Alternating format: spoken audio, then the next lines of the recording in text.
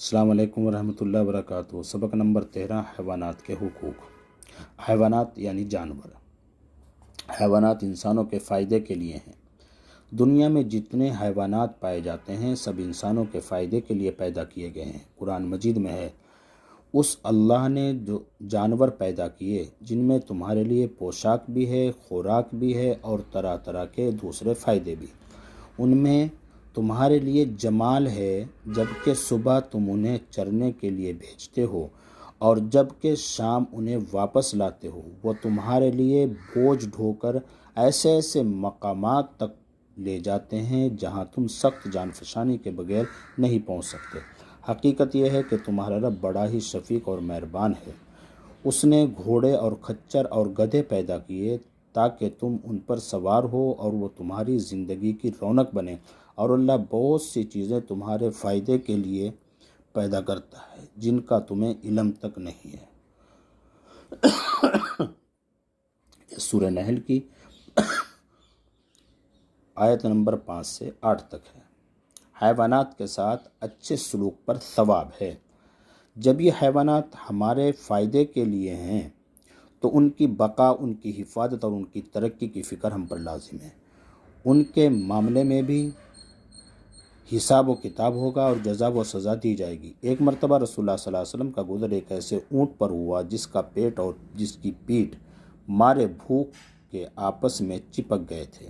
آپ صلی اللہ علیہ وسلم نے فرمایا، ان بے زبان جانوروں کے بارے میں اللہ سے ڈرو، ان کو اچھی حالت میں پا کر ان پر سوار ہوا کرو اور اچھی حالت میں ہی چھوڑ کر ان سے اتر جایا کرو۔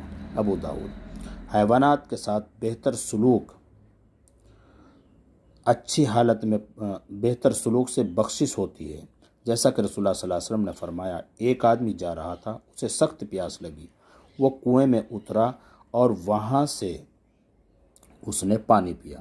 جب وہ نکلا تو اس نے دیکھا کہ ایک کتا ہے جو ہانپ رہا ہے اور پیاس کی شدت سے گیلی زمین کھا رہا ہے۔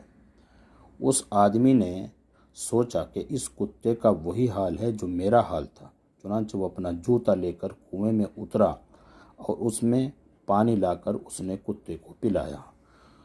اللہ تعالیٰ نے اس کے اس فعل کو قبول فرما لیا اور اسے بخش دیا۔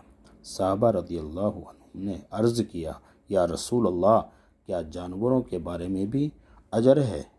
آپ صلی اللہ علیہ وسلم نے فرمایا، ہر مخلوق جس میں زندگی اور قلب و جگر کی رطوبت پائی جاتی ہے اس کے بارے میں اجر ہے۔ بخاری۔ حقوق نمبر 1، خوراک اور آرام و آرائش کا لحاظ۔ ایک مرتبہ رسول اللہ صلی اللہ علیہ وسلم انصار کے ایک باغ میں داخل ہوئے۔ وہاں ایک اونٹ تھا۔ اونٹ نے جب رسول اللہ صلی اللہ علیہ وسلم کو دیکھا تو اس نے درد بھری آواز نکالی اور اس کی آنکھوں سے آنسو بہہ نکلے۔ رسول اللہ صلی اللہ علیہ وسلم اونٹ کے پاس آئے، آپ نے اس کی گردن پر تھپکی دی اور پکارا، اس اونٹ کا مالک کون ہے؟ ایک انصاری نوجوان حاضر ہوا اور عرض کیا، یا رسول اللہ، یہ میرا ہے۔ آپ صلی اللہ علیہ